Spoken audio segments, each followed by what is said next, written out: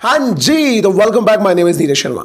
आप इस वीडियो को कहां से देख रहे हैं, आपका नाम और आपके शहर का नाम वीडियो के कमेंट बॉक्स में जरूर बताना। अगली वीडियो में मैं आपका नाम जरूर लूंगा। और अब दोस्तों बात कर लेते हैं सीधा सीधा आज के इस केस के बारे में। एक ऐसा केस जिसमें एक नाबालिग की हत्या कर दी जाती है और इस केस में, इस हत्या में एग रोल का एक ऐसा एंगल निकल कर आएगा जो आपको चौंका सकता है। तो इस केस की पूरी डिटेल्स आप तक शेयर करने के लिए मैं नीरज शर्मा आपको लेकर चलता हूं बिहार के समस्तीपुर में। बिहार के समस्तीपुर में एक गांव लगता है जिसका नाम है बाबू पोखर गांव।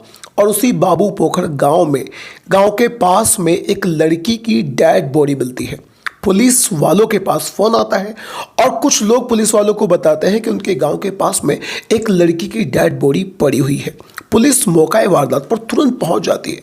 तो पुलिस जाकर देखती है कि वाकई में एक डेड बॉडी पड़ी हुई है, लेकिन वो डेड बॉडी नाबालिग है या बालिग है, इस बात का अंदाज़ा लगाना पुलिस के लिए अभी तक मुश्किल हो रहा था। सबसे शुरुआत में पुलिस वाले गांव के कुछ लोगों से बातचीत करते हैं। बातचीत करने के बाद में उस लड़की की डेड बॉडी को पोस्टमार्टम के लिए भिजवा दिया जाता है। लेकिन इसके बाद में जो चौंकाने वाला खुलासा होता है, उस खुलासे ने हर इंसान को चौंका दिया। जब पुलिस अपनी तफ्तीश को, अपनी छानबीन को आगे बढ़ाती है तो पुलिस एक ऐसा खुलासा करती है जिसे सुनने के बाद हर इंसान हैरान रह गया, हर इंसान दंग रह गया। और वो खुलासा कुछ इस तरह से था। गांव बाबू पोखर में एक राजकुमार नाम का व्यक्ति रहा करता था। वो अपनी पत्नी, जिसका नाम था संजू देवी, उसके साथ रहा करता था। उसकी लाइफ में सब कुछ बहुत अच्छा चल रहा था। उसे किसी भी टाइप की कोई भी दिक्कत नहीं थी। और फिर राजकुमार के पड़ोस में पायल नाम की एक नाबालिग लड़की रहा करती थी। उस लड़की का राजकुमार के घर में बहुत ज़्यादा आना जाना था। इसी वजह से राजकुमार की उस लड़की पर, नाबालिग लड़की पर बुरी नज़र थी। कई बार वो उसके साथ उल्टी सीधी बातें कर चुका था। कई बार यूँ कह लीजिए कि वो उसको प्रपोज कर चुका था। अब कहीं ना कहीं वो नाबालिग लड़की पायल उस राजकुमार की बातों में आ चुकी थी। वो भी उसको पसंद करने लगी थी और अब इन दोनों के बीच में अवैध संबंध स्थापित हो चुका था। राजकुमार अपनी पत्नी से छुपाकर पायल से मिला करता था, उसके साथ संबंध बनाया करता था, उसे कई बार घूमने के लिए भी ले जाया करता था अपनी पत्नी से छुपा कर। अभी तक इस बात की भनक उसकी पत्नी को किसी भी अंदाज में नहीं पड़ी थी। सब कुछ उसकी लाइफ में बहुत अच्छा चल रहा था। लेकिन हर लव स्टोरी में वो एक एंगल आता है ना, जिसके बाद में वो लव स्टोरी खुल जाती है। ऐसा ही इस लव स्टोरी में भी एक एंगल आता है और वो एंगल ये था कि एक दिन संजू देवी राजकुमार से बोलती है कि उसे बाजार जाना है और हो सकता है कि उसे बाजार में थोड़ा सा काम लग जाए। अब राजकुमार इस बात को अपने मन में भांप लेता है और वो एक प्लान बनाता है। उसके दिमाग में बात आती है कि जो बाजार है वो उसके घर से थोड़ा सा दूर है। इसका मतलब संजू देवी को वापस आने में काफ़ी समय लगने वाला है और वो इस समय का इस्तेमाल करना चाहता था पायल के साथ में। अब वो पायल को फ़ोन करके अपने घर बुला लेता है जैसे ही उसकी पत्नी घर छोड़कर बाजार के लिए निकलती है।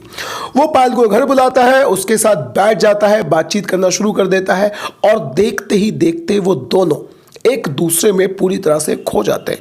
वो दोनों एक दूसरे के साथ सेक्स करना शुरू कर देते हैं। वो अपनी हवस में इस अंदाज में खो जाते हैं कि उन्हें यह भी पता नहीं चलता कि उसकी जो पत्नी है वो इस समय पर आ भी सकती है। और जब वो दोनों एक दूसरे में खोए हुए थे, उसी समय पर संजू देवी, राजकुमार की पत्नी, घर में आकर धमक जाती है और वो दोनों को एक ऐसी कंडीशन में देख लेती है जिसके बारे में कभी उसने सपनों में भी नहीं सोचा था।